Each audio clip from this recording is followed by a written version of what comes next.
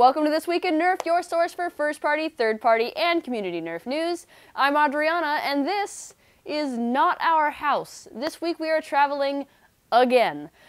We're at Heston Systems HQ, our Nerfy home away from home, and my goodness, our schedule needs to chill out. Anyway, on to the news. Sean Perrone from Blaster Core came out with something super cool this week. For those that don't know, Blaster Core made an afterburner that could be attached to an N-Strike muzzle attachment point. It was functionally very interesting before, but now it has the looks to match. I absolutely love the new design. I do think I like the old one's option for stacking afterburners, but I understand how that got removed because it's going to have issues with perfect alignment with each additional burner you attach, but come on, was this ever about efficiency? Anyway, I like this, and it looks much more stylish than the original. Kudos, Blaster Core. There's a sweet new 3D printed blaster, and I heard some Captain Guy wanted to talk about it. Over to you, Mr. Captain Guy. Thank you, Adriana. Now, for those of you that have been paying even the slightest bit of attention, you'll know there are zombie outbreaks happening all over the world, and they seem to be getting worse. What we need are better weapons. And of course, the best weapon for taking out zombies, short of a minigun or a thermonuclear device, are shotguns. But all of the shotguns that we've had up to this point have been lacking in one feature or another. The Rough Cut had its limitations, the Sledge Fire had its limitations, even the Spring Thunder, though it addressed many of the problems, didn't quite address all of them. And then Dan Garcia came out with this. It's a 3D printed, magazine-fed, 3-shot, pump-action, half-dart shotgun. And it is magnificent. My only complaint, the only thing I had that even resembled a complaint, was that it didn't have a stock attachment point. I pointed this out to him. He says the next version is going to have a stock attachment point. And I must have one. It's absolutely gorgeous. It will replace my over-the-shoulder draw shotgun for pretty much all of my HVZ work. I'm going to need at least half a dozen magazines for the thing. I must have it. It's glorious. I'm sure Walcom will agree, and hopefully he gets one as well. So, back to you, Adriana. Who moved my cheese? Thanks, Captain Crunch. That was insightful. Speaking of shotguns, we have more of them to talk about. Toys R Us Canada posted a pre-order for the Fortnite Tactical Shotgun. Clearly, they were not supposed to because it was quickly taken down, but lucky for us, we still get to look at it because Ben Schubert took this photo of the back of a box featuring the Mega Fortnite TS. The fact this is a Mega Blaster is such a surprise to me, and I am so stoked about it. But how does it work? Before it was taken down, Bobololo copied the official description. Load 4 darts into the internal clip, prime, and pull the trigger to fire a dart. An internal mag is so much better than being front-loading, and the look is actually super cool. I did not expect to like this one as much as I do. One more thing, even though the Toys R Us link is down, the preview remains, and the estimated ship date is May 24th.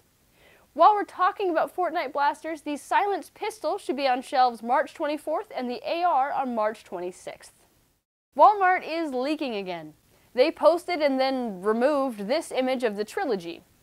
It is obviously still a render, so I'm a little sad about that, and I really hope that what appears to be shell ejection isn't a lie, because that is awesome.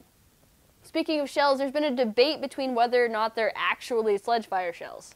I have nothing to back this up, but I would bet that they are.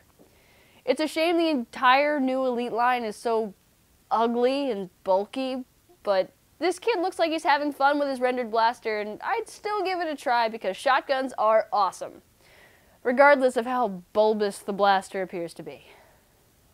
GearBest has been a fairly popular website for many of you to buy things like tack gear, holsters, and flashlights at crazy cheap prices. If any of you have been using GearBest, it might be a good time to change your passwords. Luckily, it's been breached by a white hat ethical hacking project, but the amount of data they were able to access is staggering. They could access the orders, payments, and member databases, which allows them access to names, email addresses, physical addresses, payment information, IP address, date of birth, national ID and passport information, and account passwords almost entirely unencrypted. A hacker could easily buy products through your account with your payment information, or worse, steal your identity. I wouldn't suggest buying from GearBest or any of its affiliate companies for a long while because at the time of this article's publishing, there has been no response from them. Our mod of the week started out as a finished blaster named Bronze Shot, but it turns out Vimfuego2000 on Reddit intended for the blaster to have tiger stripes. He was too afraid to attempt the stripes for a multitude of reasons, but I am so glad he finally did. Those are hand-drawn stripes, everybody, with Sharpie. I love seeing people try different techniques, and this came out better than any other Sharpie work we've seen. I think most of us have been conditioned by years of bad Sharpie work to think it's not a viable method of detailing blasters, but this one's made me rethink everything we know about Sharpies. Great work. This week's video is technically from last week, but it came out right after we filmed, so it couldn't make it into last week's video. Newport Nerfer 113 posted a promo video from FoamFest. It includes some footage from UK events and clubs, but we especially like the bit Tom from Foam Data Services did near the end. His "You Nerf You" speech really touched us and fits right in line with how we feel about the hobby. Your fun is not wrong. Everyone should Nerf however they want as long as it's safe and doesn't hurt others. You don't need a blaster with brushless motors, a 300 FPS long shot, or tons of tactical gear. If you can have fun with a Night Finder and a handful of darts, more power to you. We want everyone to have Nerfy fun however they enjoy. If you enjoy games being run a specific way, you Nerf you. Don't let anyone tell you that your group needs to change the way they're doing things. If people don't like your games, let them organize their own.